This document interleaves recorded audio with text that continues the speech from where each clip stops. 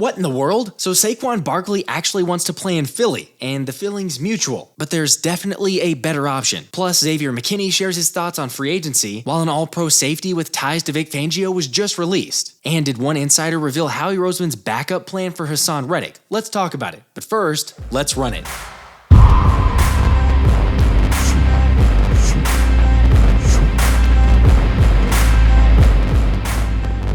Hey guys, so let's just start with the crazy news of Saquon Barkley wanting to come to Philly. Okay, that part isn't as ridiculous because if you're any running back over the last decade, it makes sense to play with this O-line. So with NFL reporter Ryan Dunleavy saying Barkley is interested in that move, I can totally buy it. What I'm having a harder time believing is that Howie Roseman and the Eagles are very intrigued in that possibility. Yet WIP's Howard Eskin confirmed it's legit. And I didn't believe it, but I checked it.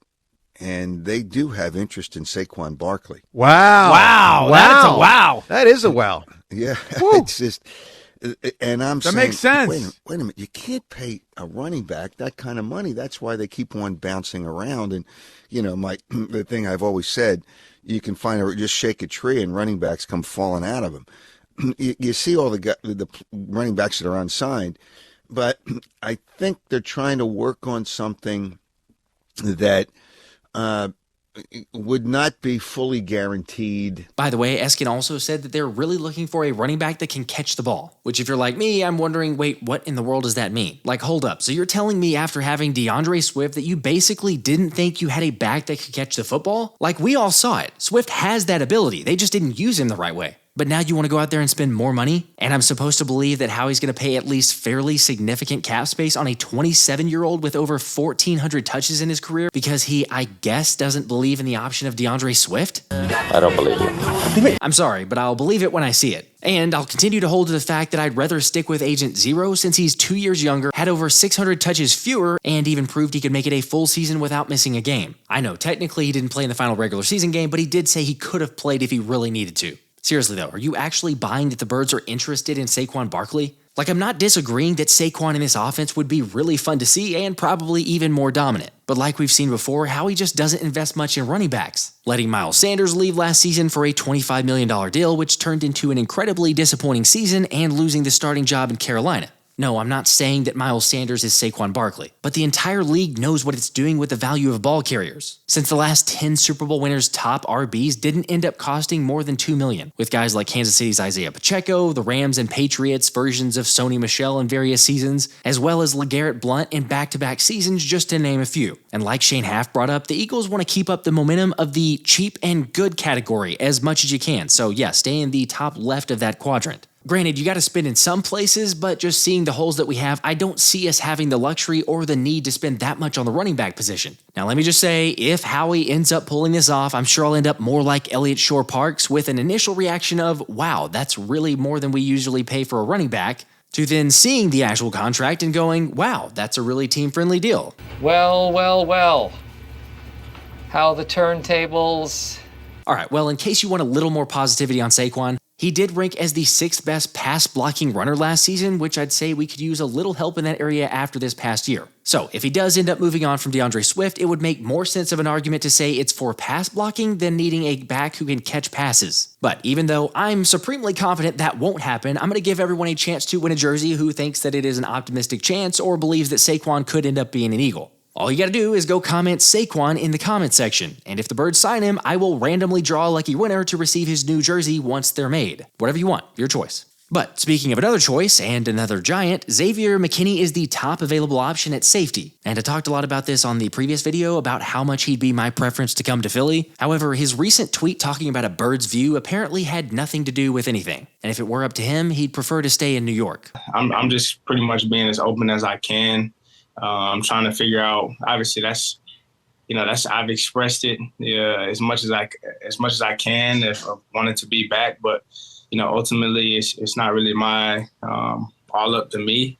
So it's something that we both had to come to a mutual agreement, and like I said, hopefully we can get something done. But if not, I understand it's business, so just kind of gotta, see it that way. I'm with you that doesn't sound like the most motivated dude to return to his squad. Yet either way, let's say X does end up back with a G-Man, the beauty is there's really not a better time to be in the safety market. Because like Diana Rossini shared, many GMs are approaching this free agency with the expectation of seeing lower deals than people might expect. The only negative to that is that it might mean more one-year deals. And sure, it is ridiculous. Look at the amount saved via cuts at safety so far this offseason. As Over the Cap's Nick Court said, this might be the first time a single position has gone into the 9-figure mark, which was certainly helped by the fact that the Broncos are paying for the insane Russell Wilson debt, therefore making Justin Simmons a cap casualty. And my condolences to Brandon Perna. I'd gladly take Simmons, assuming there's no Perna curse on him. Don't you put that evil on me! Don't you put that on us! Okay, I know, we were talking about getting younger and Justin Simmons is 30, plus the last 30-year-old and Kevin Byard didn't necessarily work out that great. And yeah, I'd love getting Xavier McKinney still over Simmons. However, this situation might be the best possible scenario. First off, Simmons isn't showing signs of decline, unlike Byard when he was traded from Tennessee. Heck, the dude just won his 4th All-Pro award last season and 2nd Pro Bowl as well, where he was actually asked at the Pro Bowl about Fangio by the Inquirer's Olivia Reiner,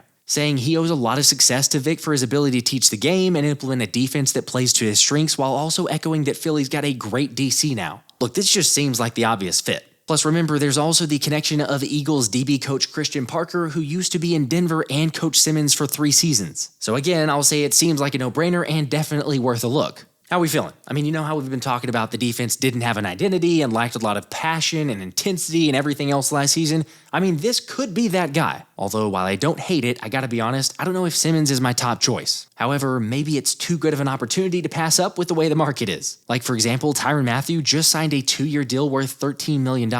So like PFN's Anthony DeBona noted, that's significant seeing how many 30-ish-year-old safeties there are, meaning perhaps Justin Simmons could be had for $6 to $7 million a year. And okay, sure, I do love the versatility of Simmons along with his leadership like I mentioned, with the All-Pro playing 584 snaps at free safety last season, 144 snaps in the slot, and 230 snaps in the box. What do y'all think though? Do you like it, or should Howie go after a different safety? Or perhaps there's another Broncos player altogether to keep an eye on, in Patrick Surtain. Since Broncos insider Ben Albright shared that it's only going to get worse for Denver fans, yet I get the hype of, oh my gosh, it could be PS2 being available, but it doesn't seem like Sean Payton is willing to part ways with PS2, which is about where I'm at with Haason Reddick and what he means to this team and city and everything else. Yet with no official update and being so close to free agency, there's certainly a realistic possibility that the Birds move on from Haas. And there's also at least speculation from NFL analyst Michael Lombardi that the Eagles could have a backup plan in New York Jets Bryce Huff. Philadelphia wants Bryce Huff. Okay, so if they sign Bryce Huff, okay, then they're going to get rid of Reddick and they'll get rid of Sweat. Okay, so you could sit there and look at their depth chart and say, well, Philly doesn't need an edge rusher, right? But they think they do. Obviously, they didn't get any pressure from their guys, so they'll swap those guys out. They'll swap Sweat and Reddick out and bring in Huff and pay him whatever the number is they've got to pay him. So, that swap out is sometimes hard to detect. Now, let me first say that I've seen some people take this and run with it like it's fact. However, it's hard to tell whether that's based on knowledge or if it's entirely hypothetical or speculative or whatever. But either way, it's not the first time the 25-year-old's been linked to Philly. I started noticing him a number of years ago. He's basically been used as a situational pass rusher. He almost always lines up on the left side of the defense. That's where he's best, which is the spot Reddick plays, obviously. He's really good. He's one of those guys that you can't just look at the sack stats. He pressures quarterbacks. Mm-hmm. I don't have numbers in front of me, but I guess for the websites that do those metrics about quarterback pressures, my guess is he'd be close to the top. He's bendy. He's explosive. He's really good as a looper in the stunt game. Now, the Eagles weren't obviously a new coaching staff. They weren't a heavy stunt team, but he's very good as a looper because of his burst and his flexibility and his closing speed to the quarterback. He's a really good situational pass rusher, really good, and has been for at least 2-3 years. Okay, shout out to Inside the Birds and Greg Cosell. I know this isn't earth-shattering information, but if Greg Cosell is saying it, then that's enough for me. Plus, to follow up on Cosell's pass rush win rate comment, Bryce Huff was second only to Micah Parsons last season, while leading the entire league in pass rush win percentage in 2022.